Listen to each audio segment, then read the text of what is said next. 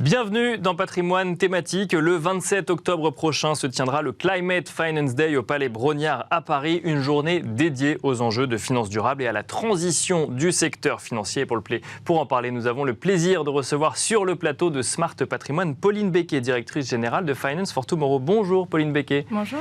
Bienvenue sur le plateau de Smart Patrimoine. Donc on l'a annoncé en introduction, nous allons assister à une nouvelle édition du Climate Finance Day.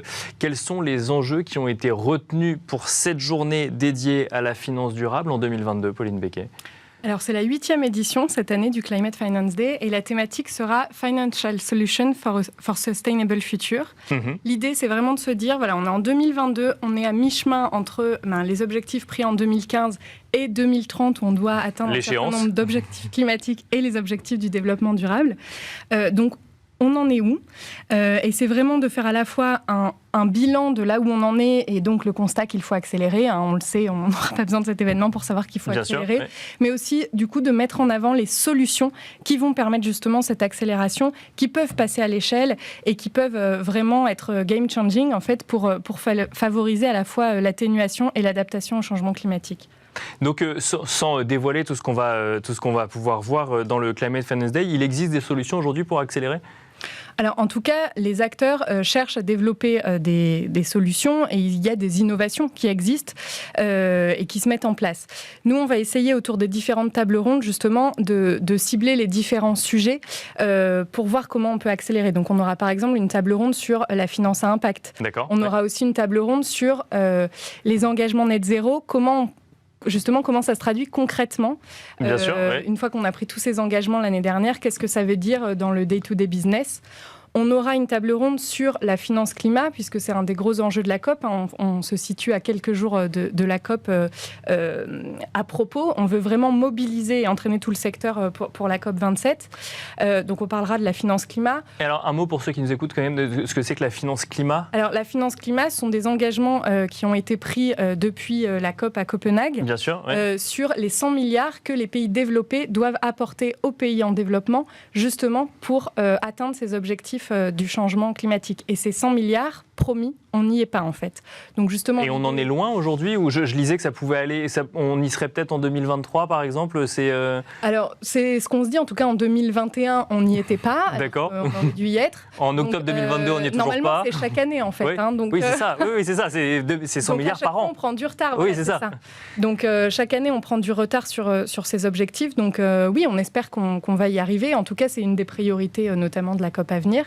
Donc on espère qu'il va y arriver et on trouvait ça important aussi d'en parler, voilà, pour montrer aussi ces perspectives, parce que dans ces enjeux de finances durables, la géographie est importante. Des engagements qu'on peut prendre facilement sur le charbon, par exemple, en Europe ou en France, oui, bien sûr. C'est pas la même chose dans les pays en développement qui, eux, ont des besoins pour se développer. Donc toutes ces thématiques-là, on va chercher à les adresser. Oui, parce que je regardais un petit peu le programme et il y a un sujet qui est en plus complètement d'actualité, que ce soit dans les pays développés ou dans les pays en développement, c'est cette idée de réconcilier nos besoins en énergie avec la transition énergétique et effectivement se dire que est-ce qu'on continue à se chauffer au charbon ou est-ce qu'on arrête de se chauffer le temps qu'on n'a pas trouvé une autre manière de se chauffer, et est-ce qu'on continue ou non de financer ce type d'activité? C'est vraiment une vraie question, parce que si on veut atteindre les objectifs climatiques, on sait qu'il faut sortir du charbon en 2030 ou 2040 selon la zone géographique, et on sait qu'il faut réduire drastiquement les énergies fossiles. Pour autant, on voit bien avec la crise énergétique qu'on ne peut pas arrêter de financer le fossile du jour au lendemain. Enfin, sinon, déjà qu'on va avoir des blackouts cet hiver, bien sûr, oui. Donc c'est une vraie question et c'est vraiment le sujet de transition juste. C'est comment justement on assure cette transition en prenant en compte aussi les conséquences sociales, sociétales. Mais pour autant, ça ne doit pas être un argument pour ne rien faire. Il faut avancer. Et donc, il faut se mettre d'accord sur quelle est la trajectoire de sortie. Et ça, on a vraiment besoin d'accélérer dessus. Et donc, justement, on va en parler au Climate Finance Day. Il y aura une table ronde qui sera consacrée à cette thématique. Comment est-ce qu'on arrive à maintenir ces objectifs de transition énergétique dans un contexte où c'est hyper rentable d'investir dans le pétrole en fait. Oui, bien sûr. Et où on a besoin du pétrole pour se chauffer. Exactement. Ou pour se déplacer aujourd'hui. Et l'idée, c'est de ne plus en avoir besoin demain, mais on en a encore besoin aujourd'hui. Et donc pour ça, il faut vraiment qu'on définisse des trajectoires en fait. Et qu'on ne regarde pas juste au jour le jour, mais qu'on soit clair sur là où on veut arriver à l'avenir et dans un avenir assez proche. Et alors justement, si on se pose la question de la trajectoire ou de comment développer ou encore plus ou accélérer sur le sujet, est-ce que la réglementation peut venir aider parce qu'on aurait figé finalement une trajectoire, la réglementation figerait la trajectoire pour le secteur financier ? Alors, je ne sais pas si c'est une trajectoire d'abord pour le secteur financier. Ça ne marche pas que pour le secteur financier. Oui, c'est vrai. Il faut le faire d'abord pour l'industrie, en fait. Mais disons que le secteur financier a le pouvoir de financer ou non. C'est ça. Je pense que la réglementation aide à accélérer. Mais là, on voit bien, il y a eu tout un plan d'action finance durable de la Commission européenne. Il y a plein de choses qui sont sorties. Les acteurs sont vraiment en train de subir, on va dire, enfin, d'absorber toute cette réglementation et d'essayer d'avancer à marche forcée pour y répondre. Pour autant, très honnêtement, je ne suis pas sûre qu'une fois que toute cette réglementation qui est très axée sur la transparence soit en place, on est accéléré. Je pense que ça va aider. Oui. Mais voilà, donc est-ce que c'est la réglementation qui est le plus efficace ? Je ne sais pas. Ce qui est sûr, c'est qu'on a besoin de la mobilisation des politiques et on a besoin de trajectoires très claires des États. On voit bien ce qui se passe aux États-Unis avec le Texas, la Louisiane, qui refusent en fait de travailler avec des acteurs financiers parce qu'ils sont trop engagés en matière de changement climatique. Ça, c'est un vrai problème. Enfin, je veux dire, on peut pas. Les acteurs financiers, ils sont pris entre deux feux. À la fois, on leur reproche de ne pas avancer assez vite en France et en Europe. Et parfois, dans certains États, on leur reproche d'avancer. Exactement. Oui. Donc, il faut rester... c'est dur, mais il faut rester... il faut garder ses engagements, il faut les tenir et il faut y aller.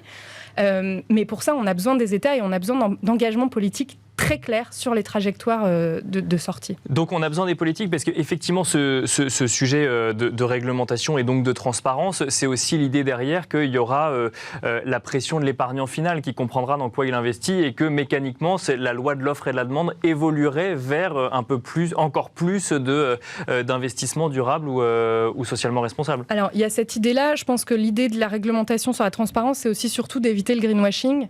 De savoir dans quoi on investit. Il y a quand même un effet de mode. Après, très honnêtement, je pense que les épargnants, ils veulent donner du sens à leur épargne.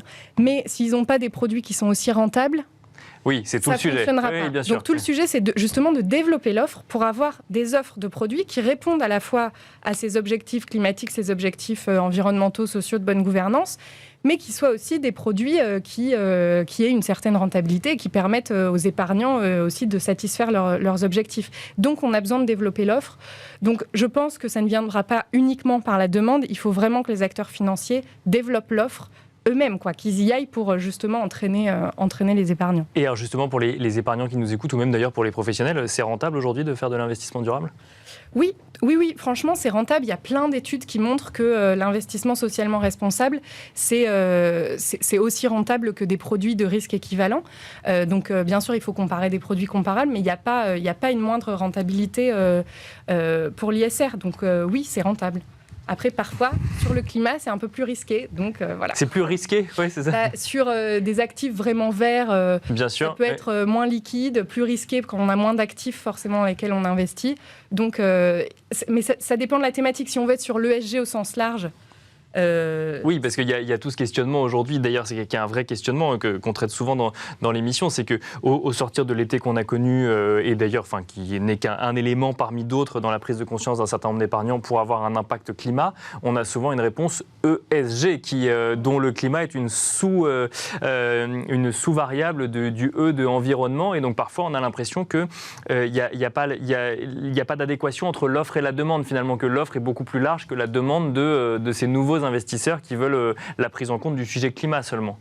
C'est sûr que, par exemple, si on pense à la taxonomie européenne, donc il y a une réglementation qui fixe quelles sont les activités économiques qui sont vertes, entre guillemets, c'est-à-dire durables sur le plan environnemental, qui répondent aux objectifs de l'accord de Paris.